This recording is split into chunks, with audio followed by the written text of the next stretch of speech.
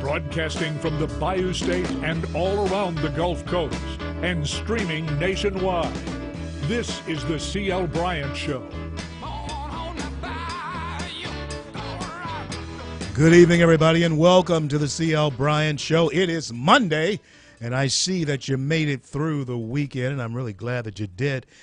By proxy of you listening to this program, you are here, and we have arrived together here in the jewel cities of the Architect, Shreveport, and Bossier, where our show streams live throughout the fruited plains of the greatest nation on the face of the earth, the greatest success story the world has ever known, and that is the United States of America. Welcome, all of you folks in southern Arkansas and East Texas, along with our friends in Wilmington, North Carolina. Yes, and we'll be knocking on the doors and opening those doors there in Phoenix, Denver, and Pittsburgh real soon. I want to thank all of our new sponsors like Blackhawk, Residential Septic, Arklatex Water Gardens. They're at 9999 Mansfield Road.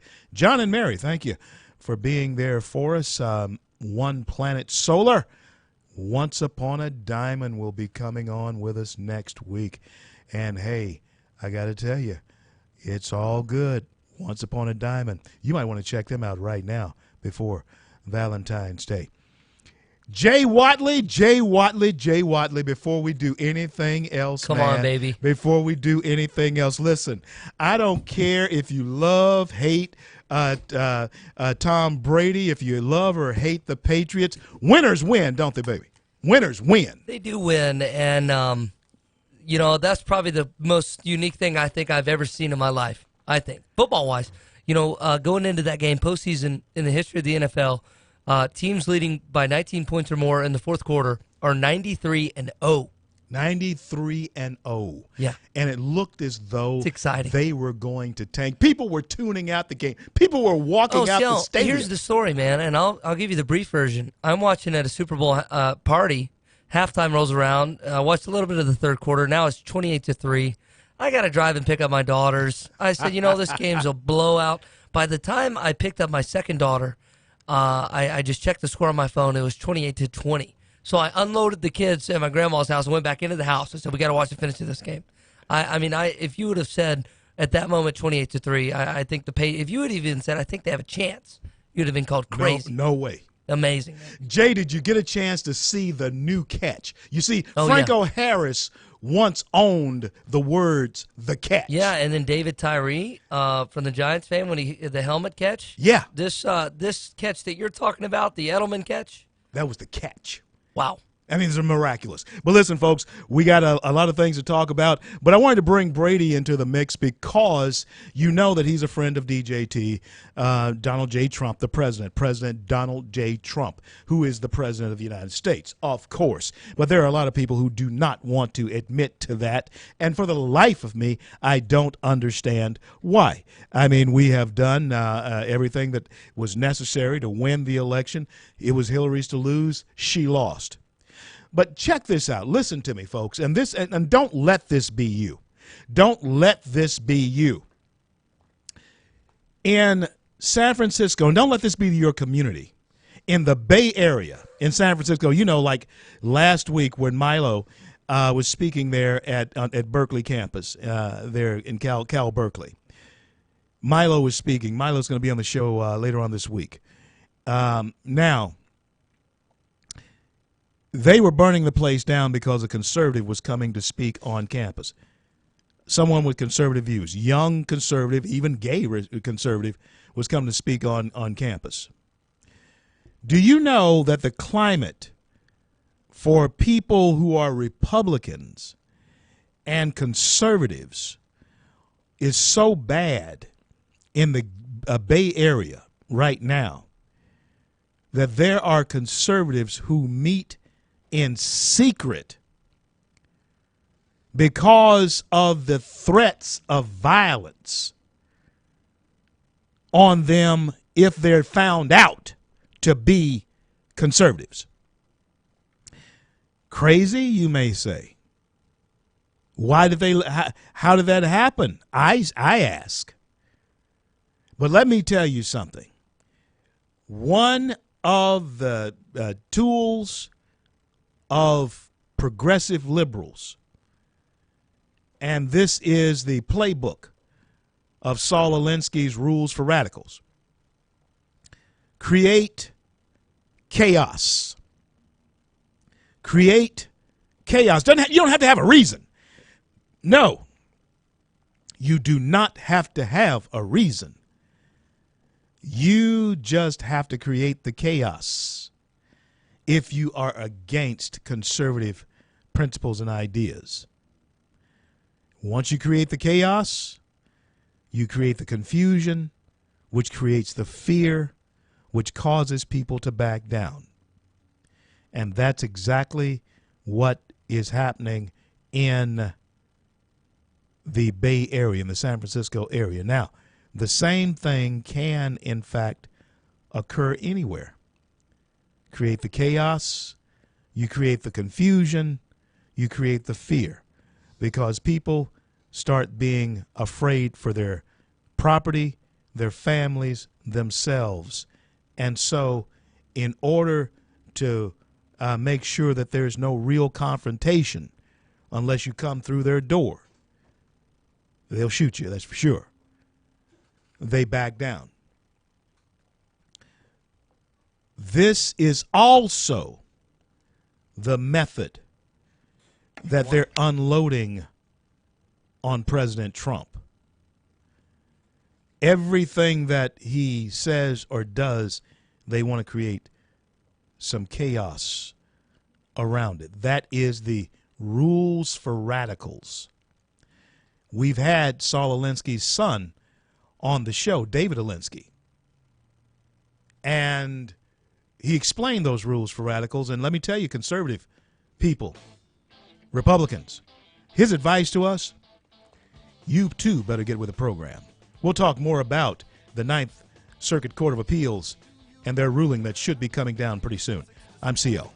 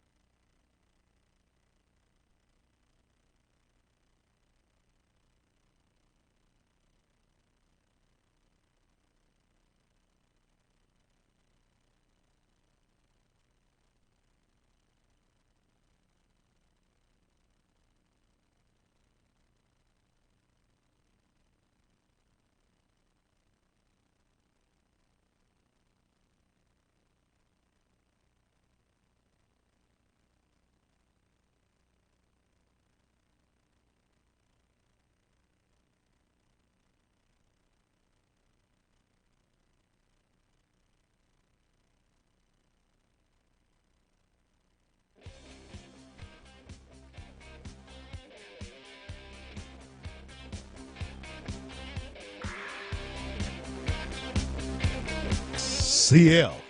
Back with you on this Monday here in the jeweled cities of the Arklatex, Shreveport and Bossier, streaming live throughout the nation, the greatest nation on the face of the earth, the greatest success story the world has ever known. And it's because of you and you out there who make it a great nation. And I certainly hope that you understand just how great it is. Welcome aboard, all of you folks in southern Arkansas as well as East Texas and throughout the Fruited Plains, especially our friends in Wilmington, North Carolina. Thank you for welcoming us into your bosom as well. Got a pretty good following going up there in Wilmington right now. Folks, when we talk about religious freedom, when we talk about America being a great nation, one of the things that is a blight on our nation, in my estimation, is the scourge of abortion. Next on with me is a great champion in this fight. She is the founder of and president of Restoration Project. She is the founder and president of Restoration Project. My friend, she appears in the award-winning film Runaway Slave. Her name, Catherine Davis. Catherine, welcome back to the C.L. Bryant Show. Thank you, CL. I'm happy to be here. Always good to have you on. I certainly hope that you've been well. Happy New Year. Hadn't talked to you since last year. But now Yes. I do want to ask you to tell our audience before we get into our conversation, what is Restoration Project? Restoration Project is a pro-life, pro-family, pro-education organization that is seeking to strengthen the black family across the country, beginning with the life issue, because if we don't have life, there is no family, there is no need for education. So right now our focus is on life. You said something, Catherine, and I always like to remind myself as well as people who may never have heard it. You said something in the film, and believe me, people internationally have heard you say that. You said that when we look at the ratio of abortions that happen in the black community, you remember talking to your mother about it, and she said that there's no black mother that would ever do that to her child, especially coming through slavery. But yet we see this ratio being so out of whack as far as concerned in the black community, and it's rising in all communities. Catherine, what is, and I know you have, you're working hard, but this seems to be somebody with the foot on the gas pedal as far as this abortion thing is concerned. What's happening with this? Why is this such a scourge? Well, CL, one of the things I like to say today is that Planned Parenthood and other abortion providers have been spitting in black women's faces and calling it rain. Yeah. They've been telling us that abortion is good for us, that we can evenly space our children, that we don't have to be concerned about white men raping us anymore because now we can control our own reproductive, quote-unquote, health.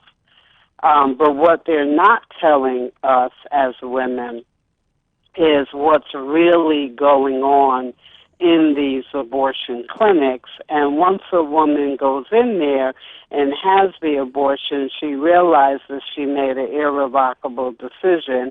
She can't go put that baby back in her, so she suffers silently. Wow. And can't talk about it to anybody. Well, my hope and my dream is to get us talking about what happens to that woman who of childbearing age, who goes into Planned Parenthood or any other abortion provider. What is her experience? What's happening with her? The scare tactic that's being used, Catherine, is this. If, in fact, Roe versus Wade is reversed, then you're going to have the back alley things going on again. Catherine, why is that the effect? Why do they think that, in particular, that visual is so effective? Why do you think so? Because it's a scare tactic.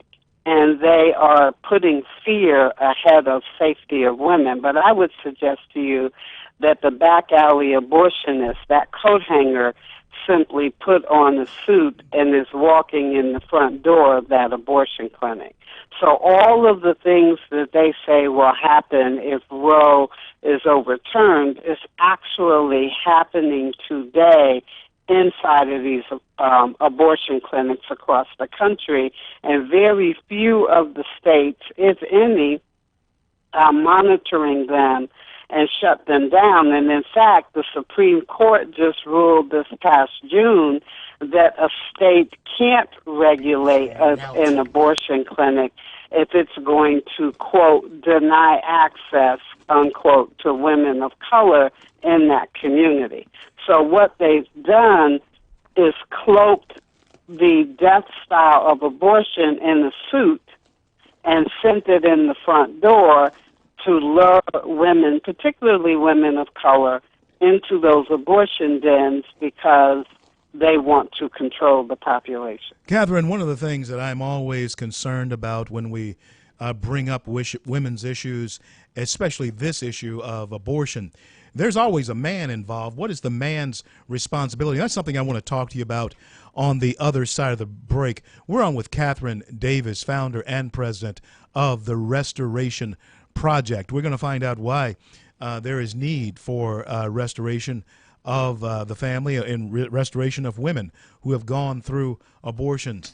Coming up in the show, later on in the show, will be a candidate who is wanting to take the seat or replace my good friend Mike Johnson in District 8.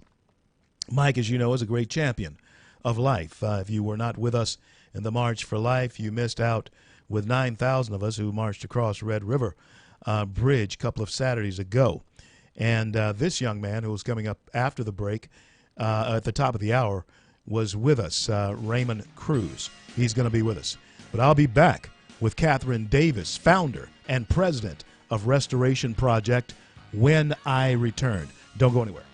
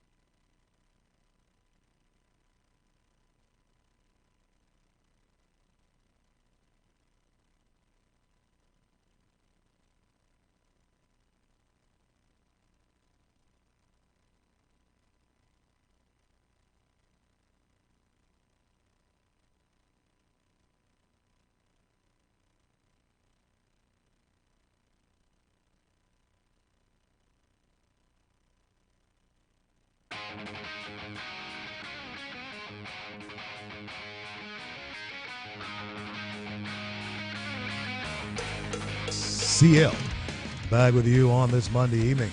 Glad you made it through the weekend. Evidently you did. You're listening to me. One of the largest listening audience here in the Arklatex and throughout the fruited plains of our great nation. I want to thank Prime South Financial. Tim over there, go see him. Prime South Financial, our friends at Once Upon a Diamond.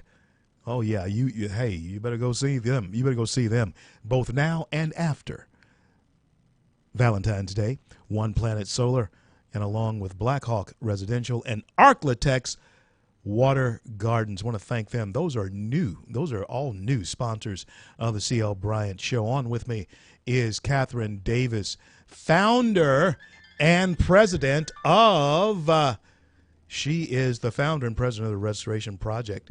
And we were talking about men and the responsibility. I wanted to ask Catherine about her view on the responsibility of men in this scenario. Catherine, tell us, in restoring the family, where do men fit into that? Men absolutely fit in, but we are living in a culture that has cut the man out of the decision. And they vested the decision solely in the woman. So even if the man said he wanted that child, he still has no say to be able to keep that child because the decision rests with her. And that is one of the major divisions that has happened in our community. As a black woman today, I see that 73% of our families are headed by females. Mm-hmm. That is and absolutely it's because, true. I'm sorry? That is absolutely true.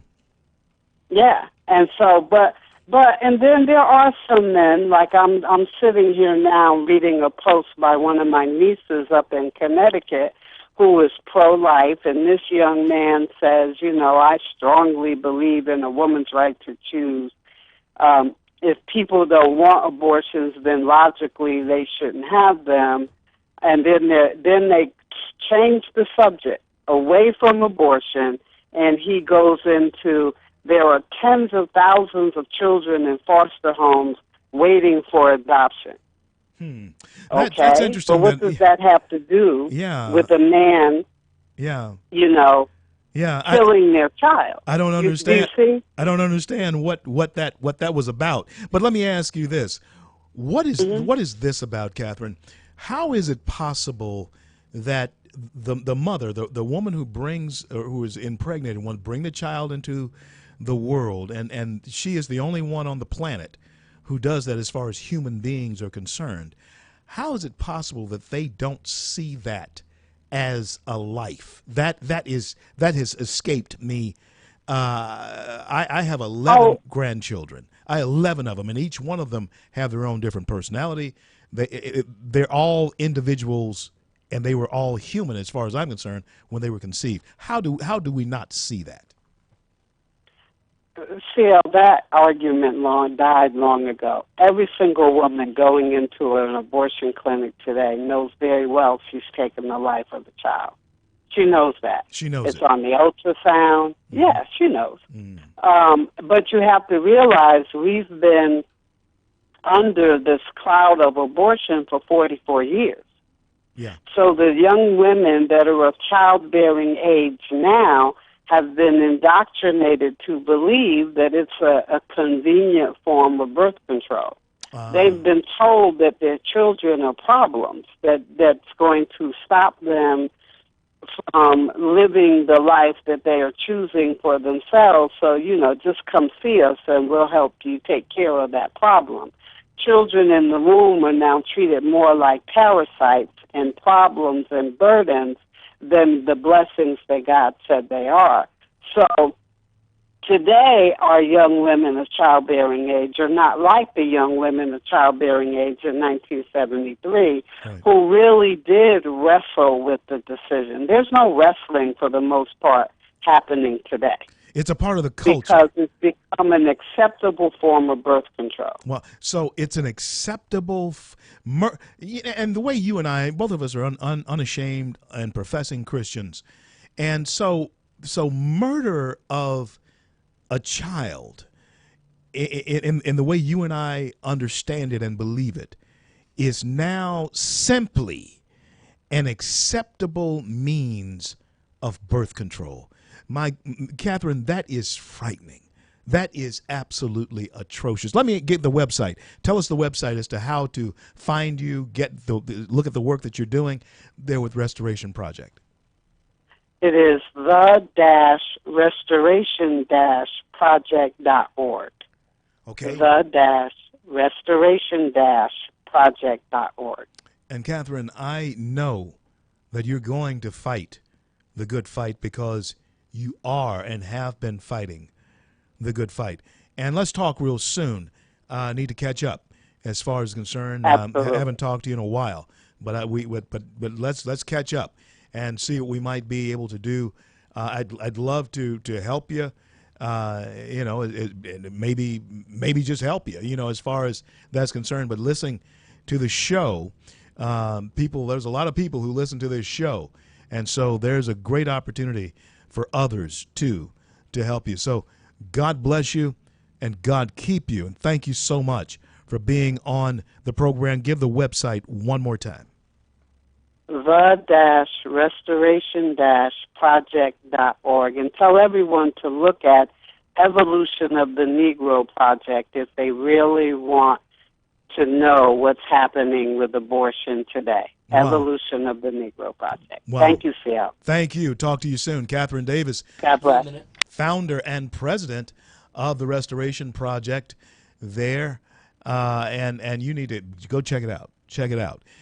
Folks, we face perilous times in this country, period. Whoever you are, red, yellow, black, white, whoever you are, we face perilous times in this country. You've heard me say before we went to break that conservatives in particular, in the climate right now in America, in the Bay Area, are meeting in secret. Oh, what? Yeah, they are. I'll be back in just a minute. Raymond Cruz.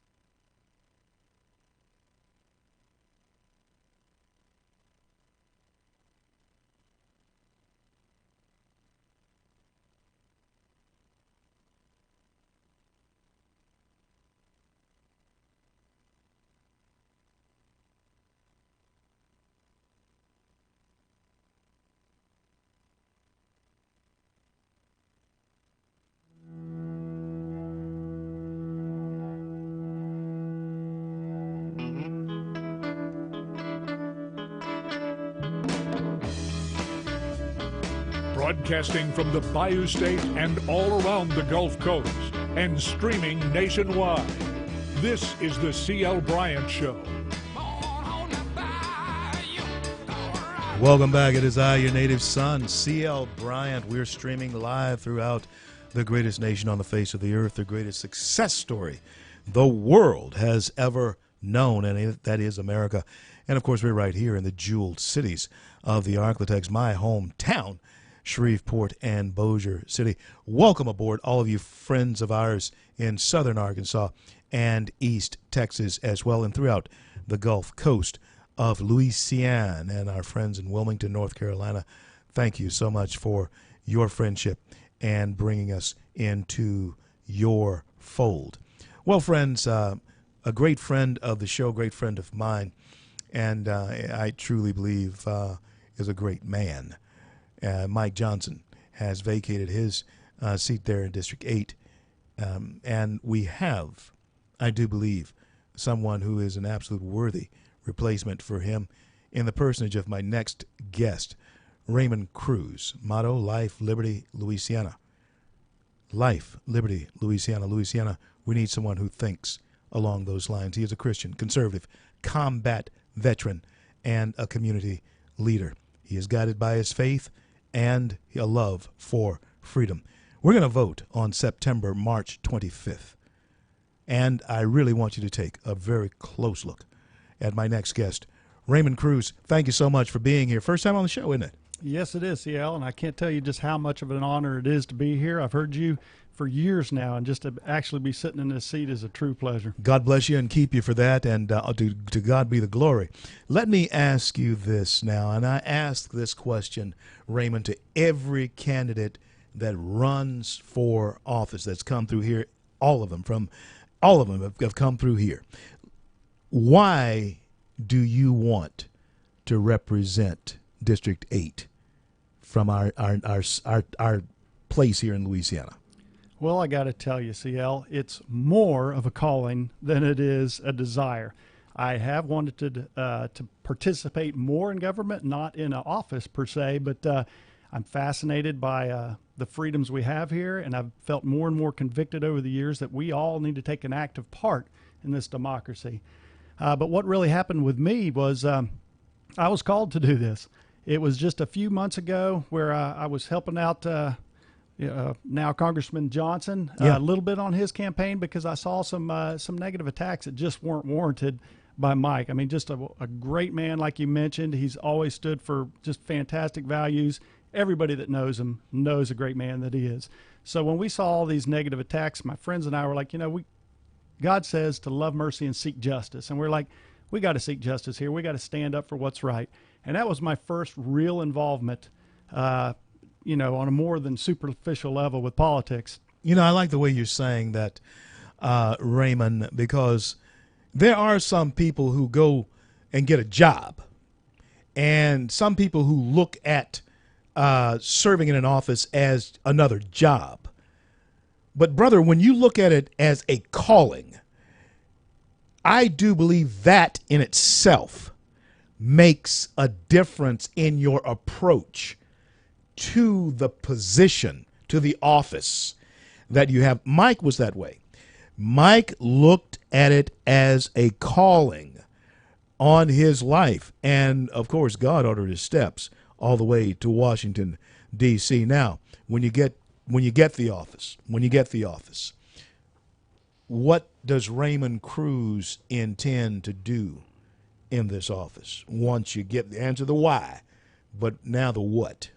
What are you going to do? Well, I tell you, what I'm going to do is represent my constituents. I mean, that's number one. But the thing that I'm going to stand upon is the Bible, the Word of God. That's the foundation. So right from there, most people can already surmise what I'm going to do, what attitudes I'm going to take or whatever. But I'm going to represent the constituents. So in those things that don't depart from truth and, what's right and wrong, and they're just degrees, I'm going to be listening to my constituents there and figure out what they most value in terms of those things that have gray areas, that don't have black and white, right and wrong. You sound like a statesman. And see, that is what we are missing in this political arena right now. And one of the reasons why I support our current president is that he's not the politician. And even though that in itself can get your feet all tangled up sometimes, but he is doing this for I feel the same reason you have done it, is because he wants to serve. Nothing that he has to do, a comfortable living, all of that, but he feels this is something he needs to do as far as serving his country. And I want to thank you for your service to our nation. When we look at Louisiana, Raymond, when we look at our state here, we have many opportunities, I trust, ahead of us in the future. What opportunities may we be missing that you might want to champion as far as our next representative? Well, let me tell you first why I'm in Louisiana. I think that kind of paints a picture. About almost 20 years ago, we arrived in Shreveport. I was here or in Bossier City. I was here as a child in Shreveport. Then my dad got transferred up in the Northeast, spent the time there. They came back to college, went in the Air Force, and we arrived at Barksdale about, like I said, 20 years ago. And I served out my term of active duty. And then I decided, you know what? Let's move to some place we want to live, that has everything we want. And my wife and I surveyed locations. I was with an airline at the time, so we went and checked out all what we call the hub cities. And we found higher tax rates, a less comprehensive and inclusive society, community, and school systems weren't as good, and tax rates were higher. And we're like, now why are we going to leave behind what we like so much? Our church community, our friends, our tax rates at the time, all that stuff seemed like better in Louisiana. And we're like, well, why don't we just stay here?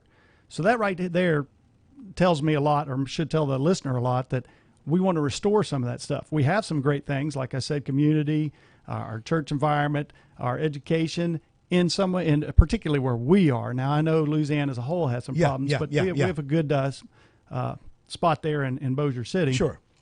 But there are more opportunities we see all around us that people are starting to be attracted to other states tax-wise. Yeah. There's certain educational opportunities, maybe financially they're starting to look at other places. Yeah. But we have a lot of opportunity just kind of Just in here. a framework. We just got to kind of flesh it out and make it big and strong again. Now, all of us, in one way or another, especially those of us who are believers, we're going to have to pay close attention to this thing called religious freedom, religious liberty, because it is truly under threat. I want to talk to you a little bit about that when we come back. I am on with candidate for District 8. That's Mike Johnson's old seat there in Baton Rouge. Raymond Cruz, life, liberty, Louisiana. I like it. Back in a minute.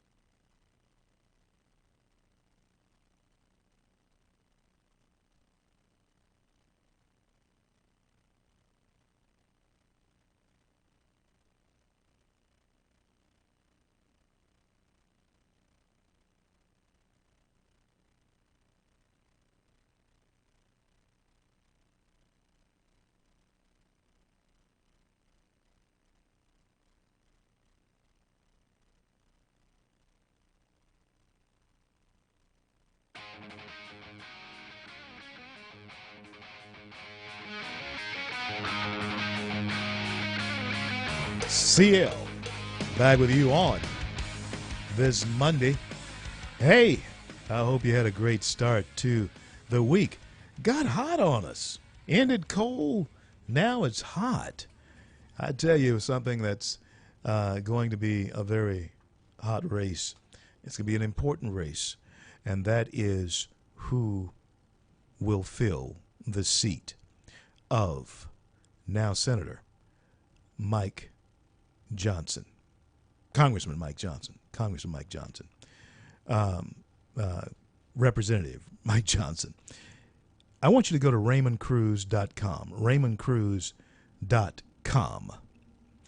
Check out this young man, RaymondCruz.com, and then decide to vote on Saturday, March 25th, for someone who understands what it is to say these words: life, liberty, Louisiana. Raymond, when we left, I had brought up the topic with you, religious liberty, religious freedom. And are we in a climate in this nation now where people don't see how those things, and those are in my opinion, they're the bedrock of who we are as Americans. Are we in a climate now where people don't see that being eroded? And how is it being eroded? And will that be something that you can champion? Well, I'll tell you, CL, I think what's happened as people have kind of redefined what religious liberty means.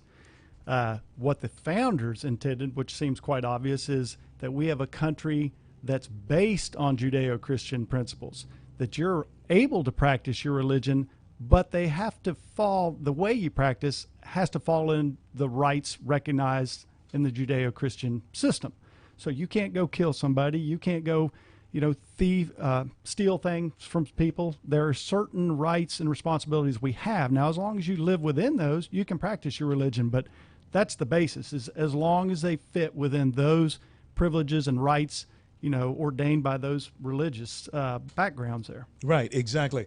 And you know what? There are, in fact, I've heard it said, as long as you stay within the confines of your church and don't need to tell me anything about what you do, as far as a Christian is concerned, it's okay.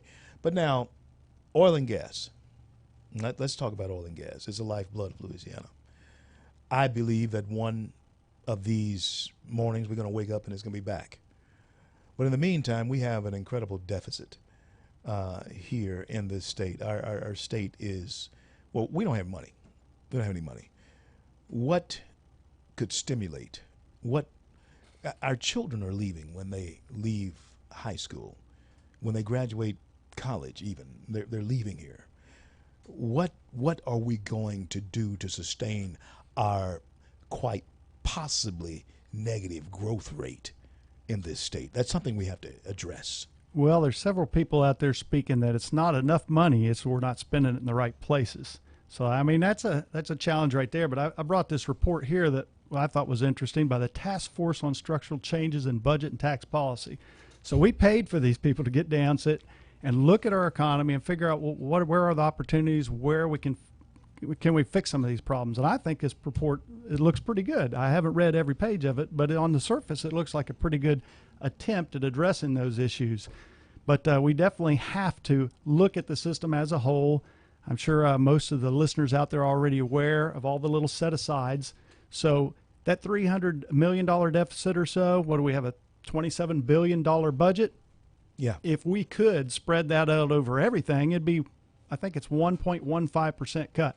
Yeah. Hardly noticeable to anybody. Hardly noticeable. But because we have all these statutory dedications of these funds, it comes down to healthcare and education. And boy, that's a hard bullet for anybody to be willing to take it in just two areas like that.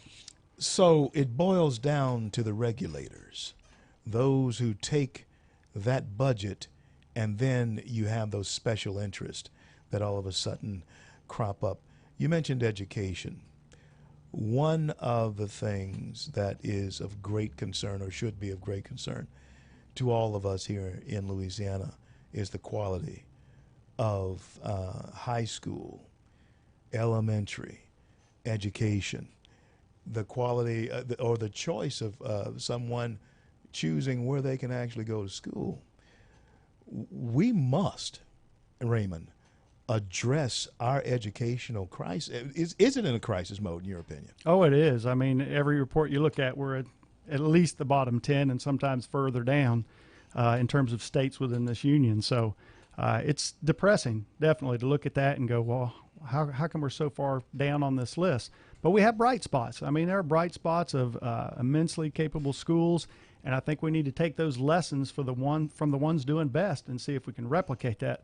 Of course, a critical element in all of education is what the parents' involvement is, and I know that's a hard one to address when two people are working jobs and all that, but it's one we do have to look at because it's a community effort. It's not just, hey, send them off to school and expect to get back to finished project or product. We have to play a part in that as parents, as community or whatever, and set up the structure so that these kids can understand rigor, discipline, and get some of those fundamental attitudes in place so when they get presented with the material, they can actually learn it and be in that right environment. Raymond, can Louisiana be great again? Because our nation, I do believe, is on an upswing. I believe that.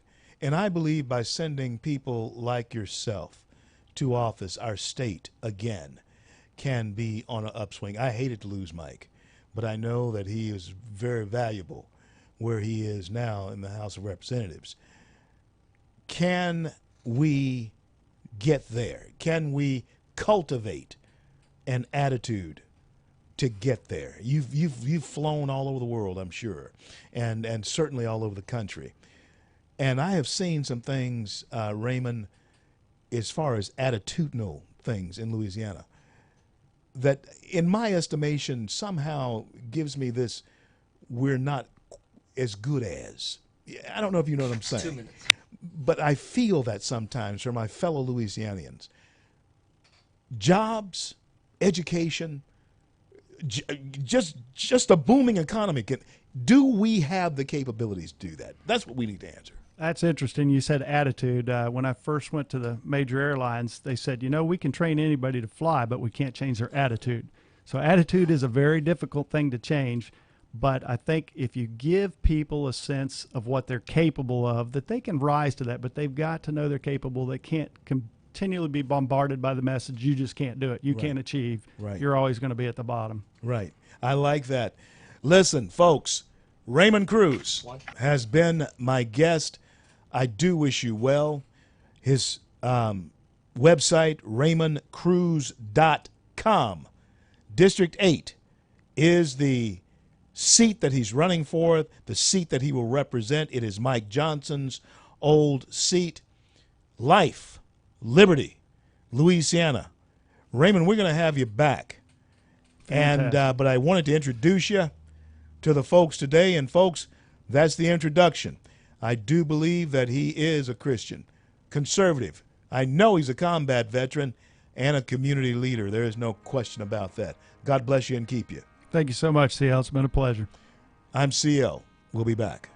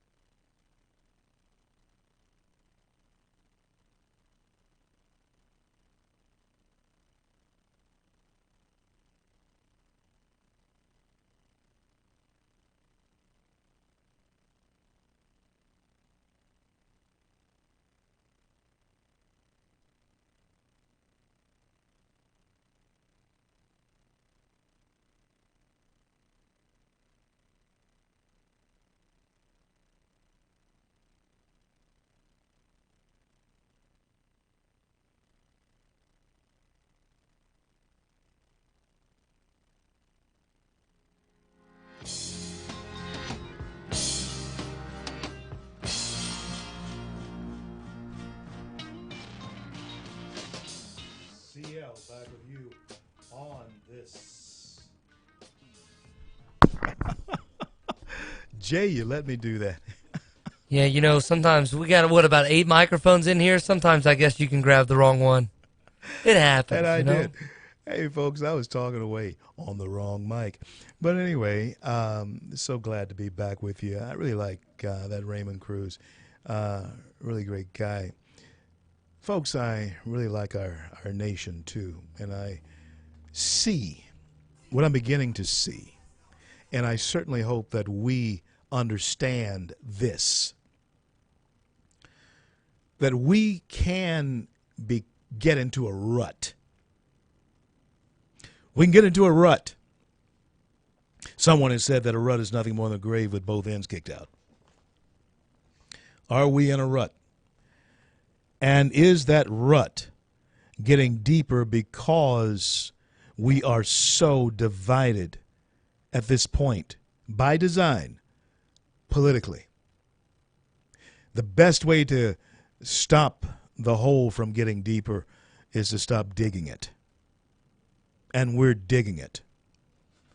I'm seeing it not only with people on the right and, of course, people on the left, but I am seeing it even with people who should know better. Mitch McConnell is one.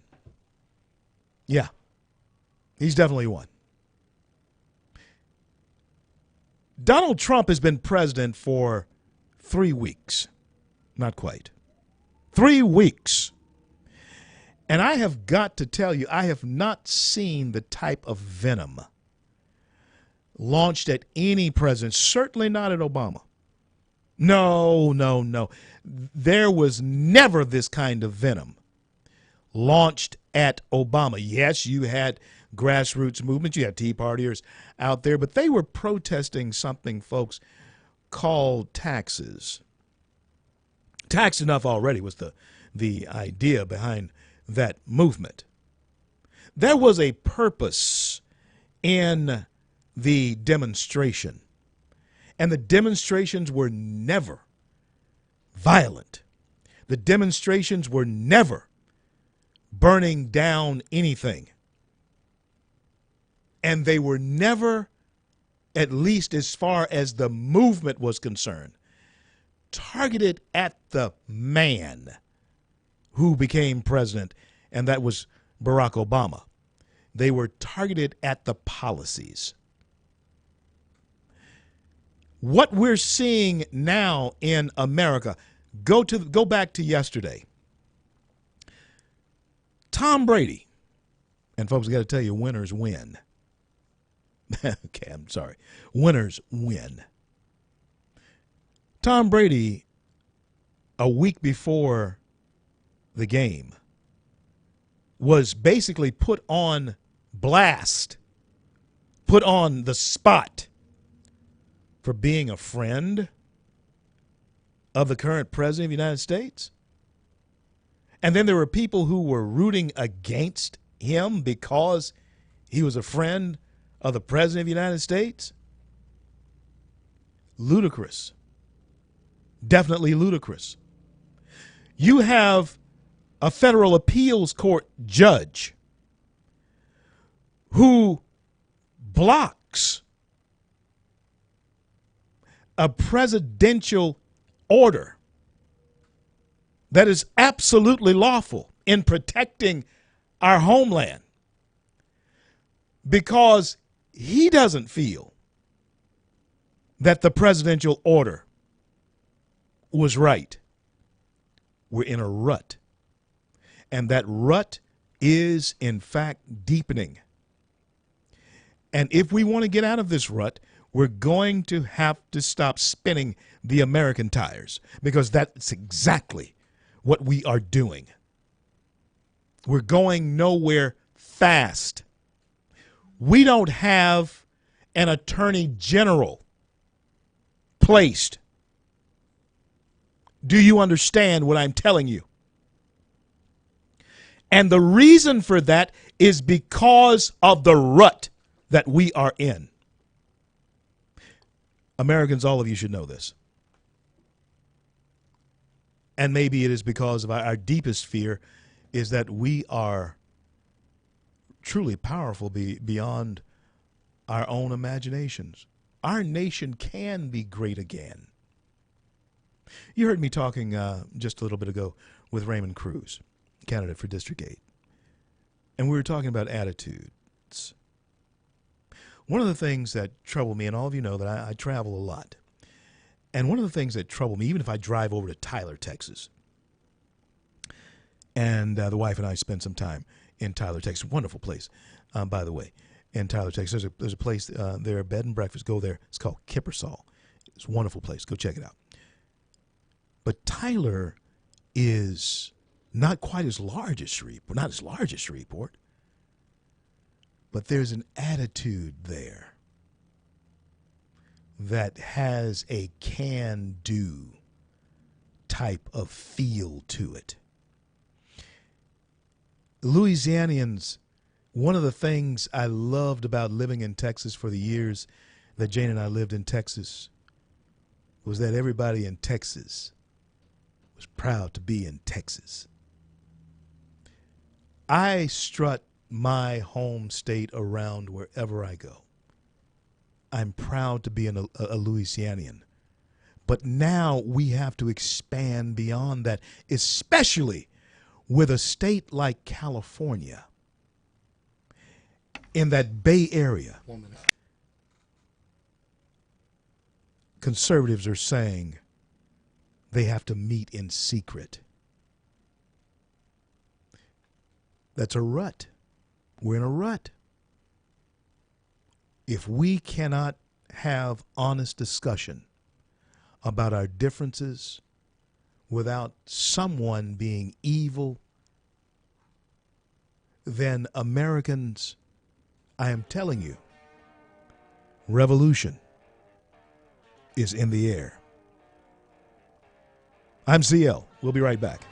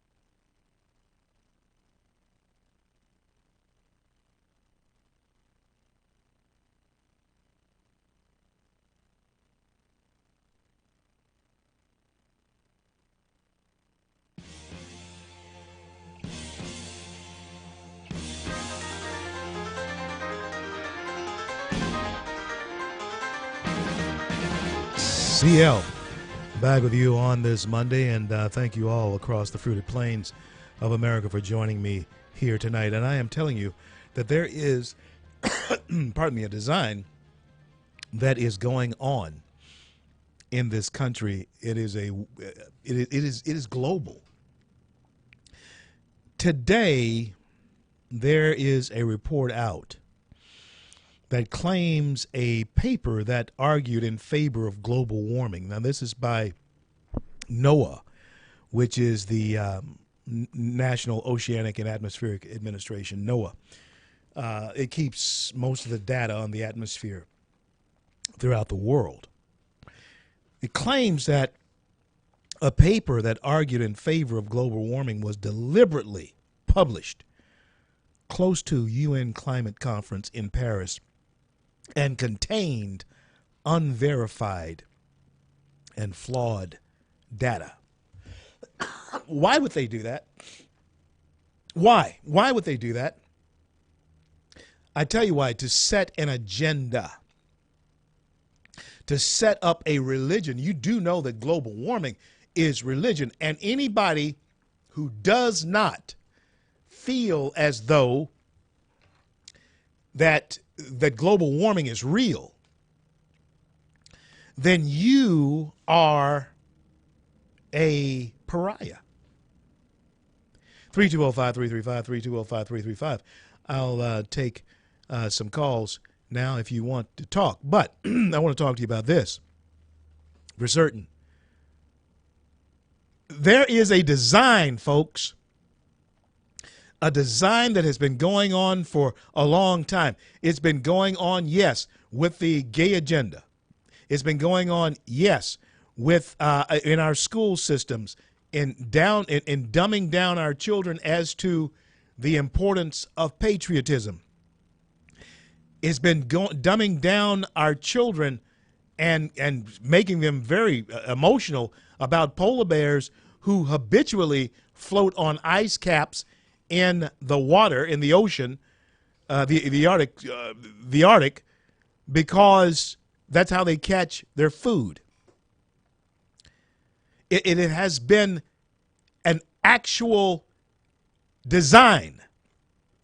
And when we look at these types of things that have occurred here, where you have NOAA actually forging data, falsifying data, so that a narrative on climate change can be pushed, and other things, or anybody who opposes those things, are looked at as pariahs. You have to ask yourself, why? Why the gay agenda? Why is it that a conservative now has to meet in private in the Bay Area in fear of their lives? Why do they want your children not to believe in the greatness of America? Why was the little kid on the bus the other day, last Friday, in fact, who was wearing Make America Great Again cap, why was he jumped on by the other kids? What happened there? Oh, yeah, that happened. And that was simply something that was reported. Folks, there are people that are being assaulted around the nation, around the world even, who happen to be on board with this new administration or say anything favorable toward it. London, over the weekend, in the streets of London. You have people marching in the streets of London. Paris, in the streets of Paris. You have people marching, protesting. Donald Trump is keeping out immigrants, Muslims. He doesn't like Muslims. He doesn't like Arabs. It's not true. Let me tell you why. I've told you this before. Indonesia has the largest population of Muslims in the world. But Indonesia, pardon me, Indonesia is not on this list. If I was a person who didn't like Muslims and I was making lists of people I did not want in my country because they're Muslims, I'd certainly put Indonesia on the list. Don't you think? I would put Indonesia on the list. They're not on the list. And so, why not? It's because it's not about Indonesia. It's not about Muslims. It's about safety. People from the Sudan, Iraq, Syria, Libya, they have sponsored terrorism. It's not about Muslims. It's about safety. And the president has the right, the authority to keep us safe. I'm going to talk to you a little bit more about that 1 minute. when I return. Go ahead and break over if you want.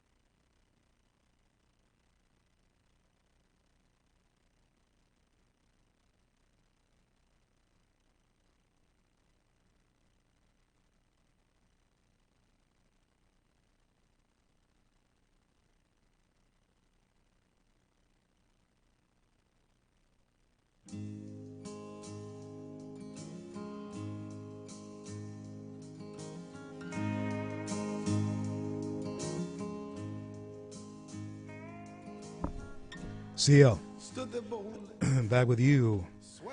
And I want to thank our newest sponsors, Once Upon a Diamond, One Planet Solar. Go see Matt there at One Planet Solar. And check out Tim over at Prime South Finance, leading the way in commercial lending and is proud to work with businesses of all types and sizes. Go check out Tim there. I want to thank our friends at Chevyland, Yoakum Toyota, Arklatex Water Gardens, a new sponsor, $99.99 Mansfield Road. I tell you something very unique about them. They'll help you create your own paradise. They're in your own little corner of the world.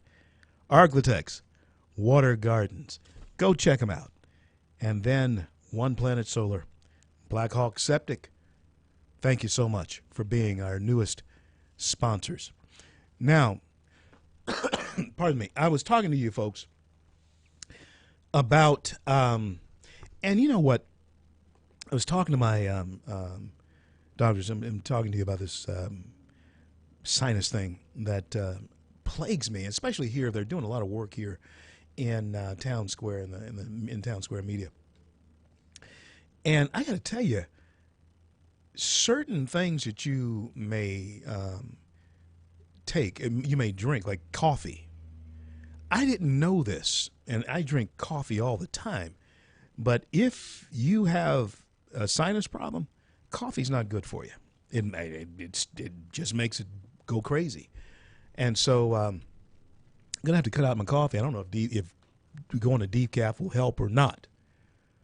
But let's see what else is decaffeinated here in this country. Because I tell you something, we are wired. We are wired up in America right now. And the thing that is so amazing about us being as wired as we are is that we don't know why. Oh, we know who, but we don't know the why. Because there is no real threat to us except ourselves. We're the biggest threats that we have in this country right now, and it's ourselves.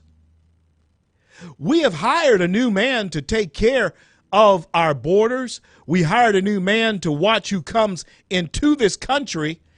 But for some reason, we ourselves, and I'm not talking about you conservatives out there, because not you, but it's us collectively as Americans have found some reason to want to hurt ourselves. And that's exactly what we're doing. We're going about hurting ourselves. Now, I want you to take a look at this. Think about this. Think about this, folks. The President of the United States, and yes, DJT does read the briefings that he gets daily. I have that on good advice. He understands what's going on in the world. Now, one of the reasons why we trust the president to make the call that the president made on people coming into this country is because he understands the various threats from various places that's going on in the world right now. He understands those. He understands that. A judge sitting somewhere in Wisconsin or Michigan or wherever, Seattle, they don't understand that. They don't. And so when we think about what is going on with this particular judge and his thoughts and his mindset, Americans, you have to ask yourself something. You need to ask yourself something. Since when does the opinion or ruling of a judge on an international issue supersede that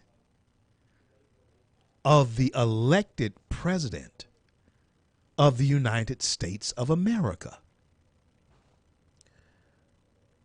if we start down this road that we're going down right now, I am telling you, something catastrophic is in the offing for us. And the words of Thomas Jefferson become even more provocative for us who understand what he was saying. And that is, the price of our liberty is eternal vigilance. We have to watch those who are pulling the strings of judges like that. Now, it's in the Ninth Circuit Court of Appeal. I haven't got, Jay, you might want to check this out for me. The Ninth Circuit Court of Appeal, I want to see if they have made a ruling yet. If anybody knows anything, has an update on that, give me a call. 320-5335. 320-5335 is the number to call. Because the Ninth Circuit is the most liberal appeals court in the nation. So I don't see them reversing the stay that this former appeals court judge, No update yet. no update, has put on this. And if they don't, then this could actually wind up 3 weeks in, 3 weeks into his presidency. This could actually be something that has to be kicked up to the Supreme Court, which is a 4-4 court right now. Yeah, you have Neil Gorsuch, who is nominated to be a Supreme Court justice, but he's not on the bench yet. Design, create the chaos, not just in the streets. Do you see what's happening here? The chaos is also being created in the mechanism. It's being created in the mechanism. Now, when I return, enter Barack Obama back onto the scene. Oh, yeah, because he's going to re-enter this picture. Design. I'll be right back.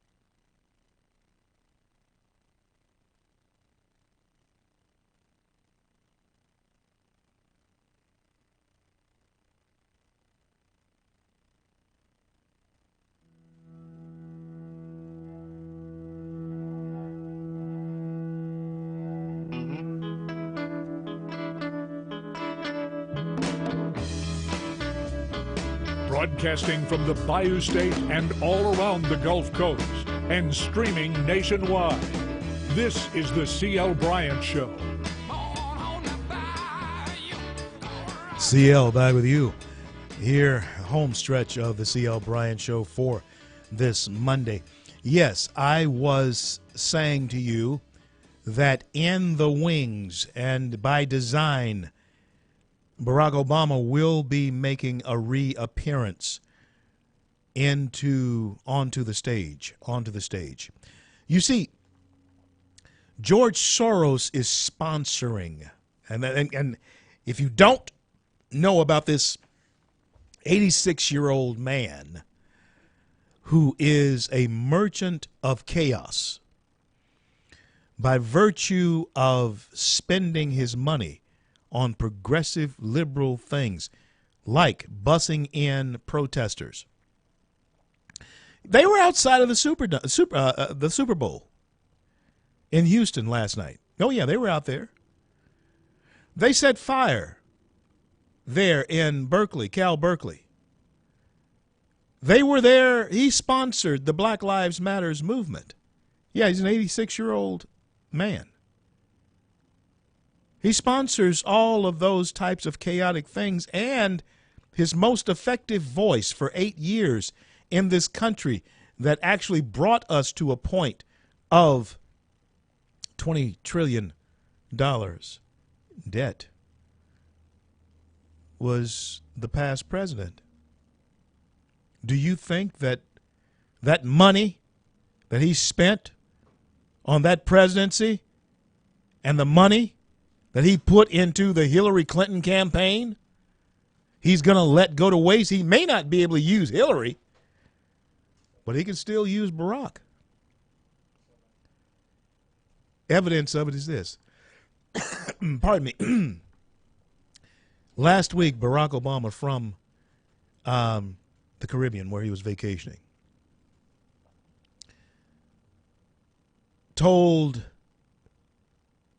the news media that what was necessary now in order to combat this new administration was to organize.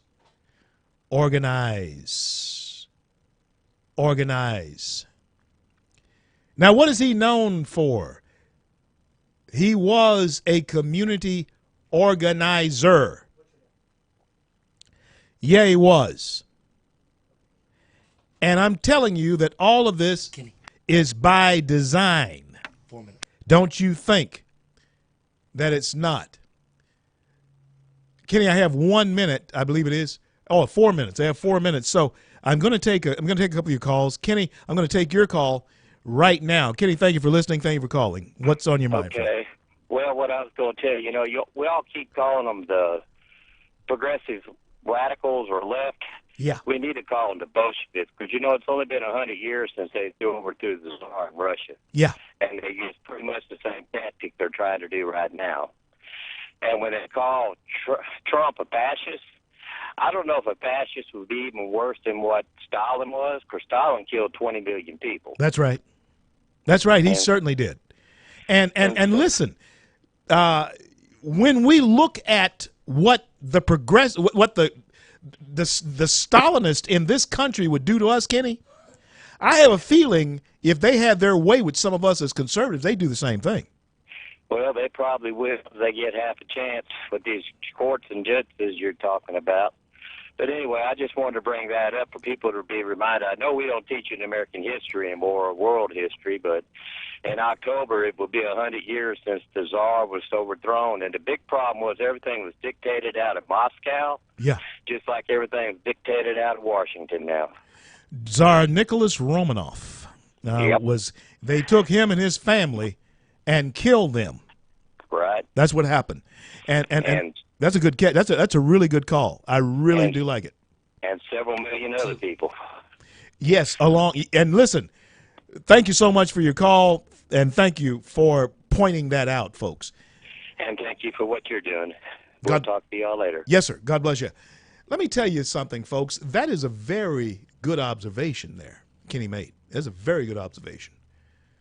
Because guess who else is going to be in this mix too? And we're waiting to see how our new president will actually deal with Vladimir Putin, who does want to resurrect the old communist order. He himself, at this point, is the closest thing. We weren't alive. Most of us weren't alive 100 years ago. None of us that I'm probably listening to the show. Maybe so. I don't know. But none of us were alive 100 years ago. At least we don't remember it if we were. But the closest thing to what we would have seen in a czar is Vladimir Putin. Hey, the woman who wrote the book, Putin's Russia, murdered. Yeah, murdered. I'll deal with Trump's O'Reilly interview when I return. Don't go away.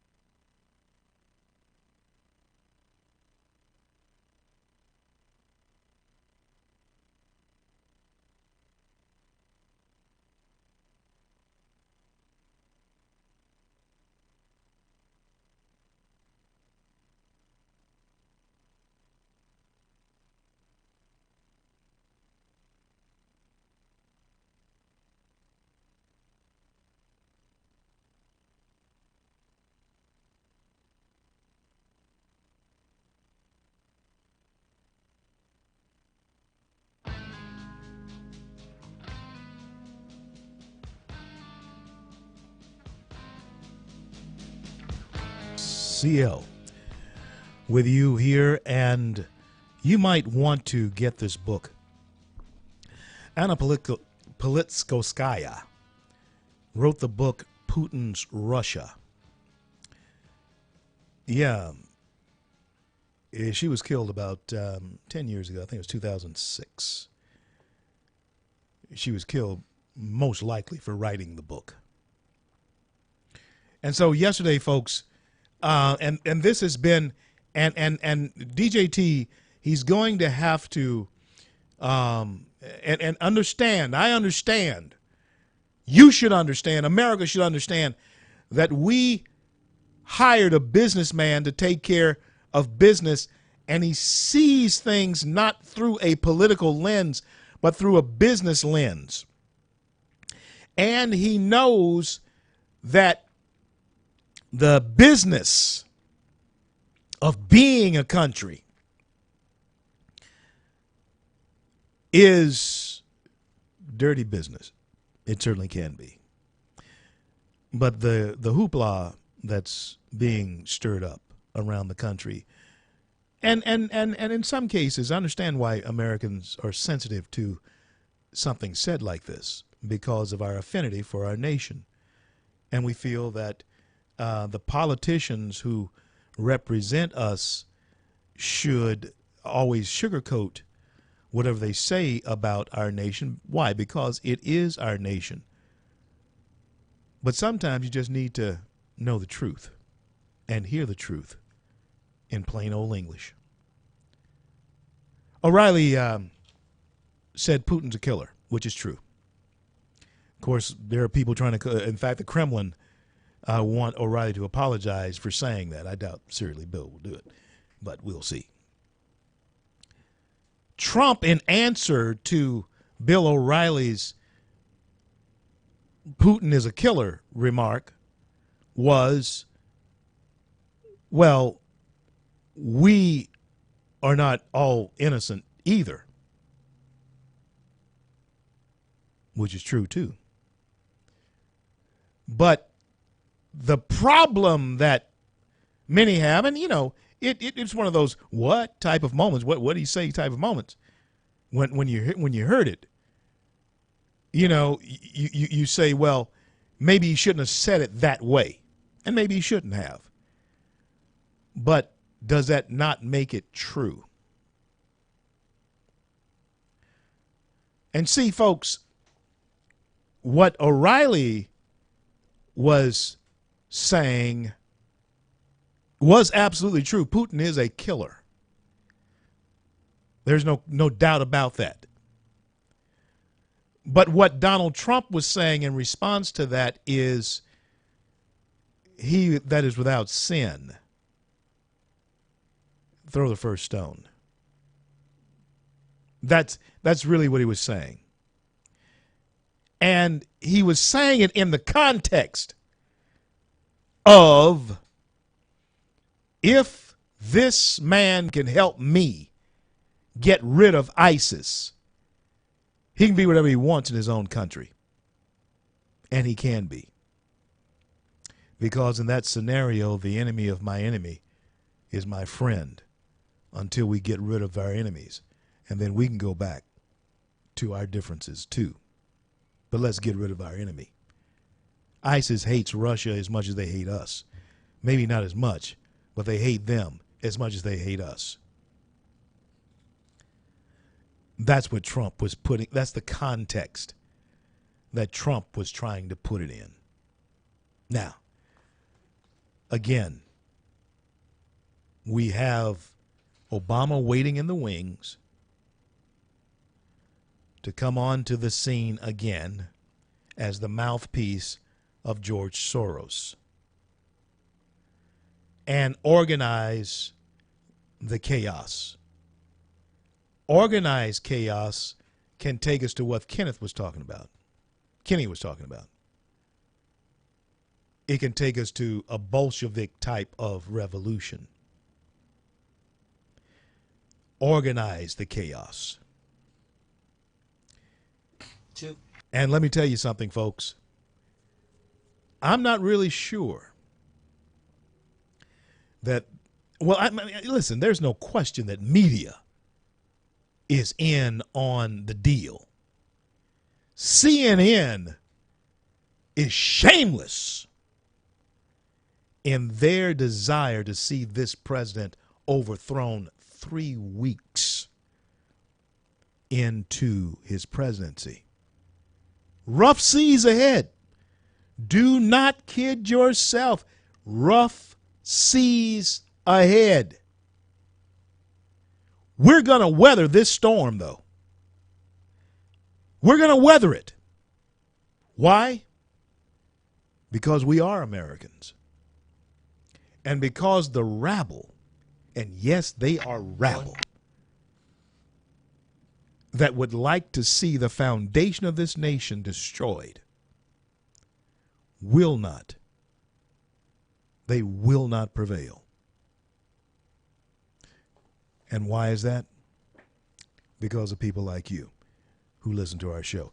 If you'd like to be a sponsor of the show, be sure to go to Rick at TheCLBryantShow.com. Help me with the message. I'll be back in just a couple of minutes to close it out.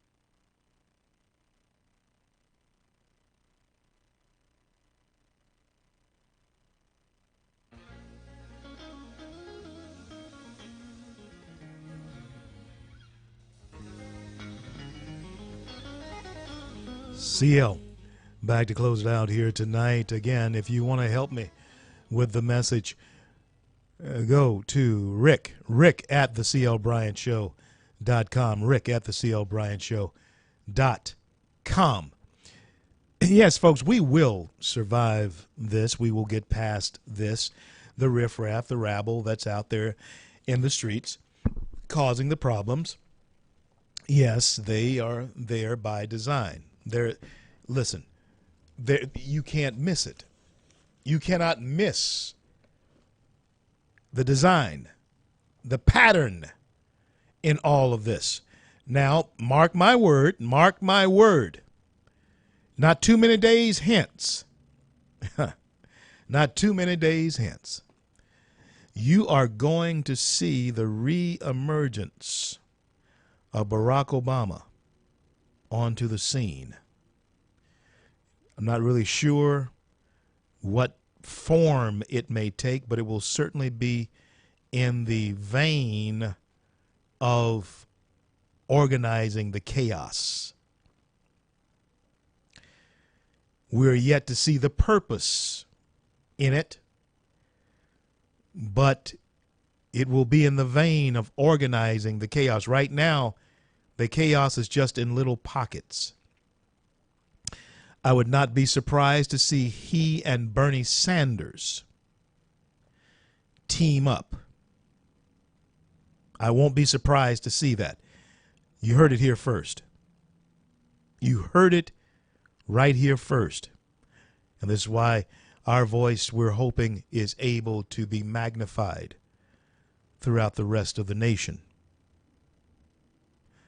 Help us with that message. Rick at TheCLBryantShow.com. Rick at TheCLBryantShow.com.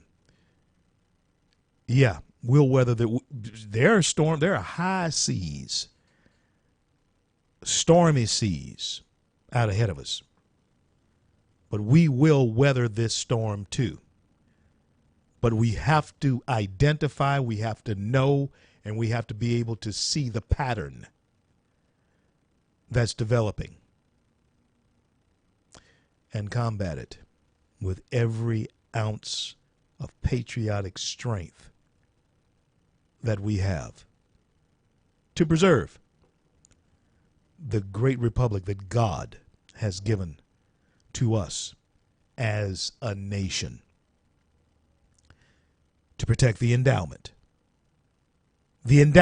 that's given to us by our Creator. And among them is life, liberty, and the pursuit of our happiness. As Americans, protect it. Protect America. Well, I want to thank God for bringing us to the close of yet another day. And I want to thank him for our men and women in uniform who defend our right to speak our minds. And until I'm able to talk to you again, I'm CL, and may God bless and keep you all. We'll stand by your side, and the bond will never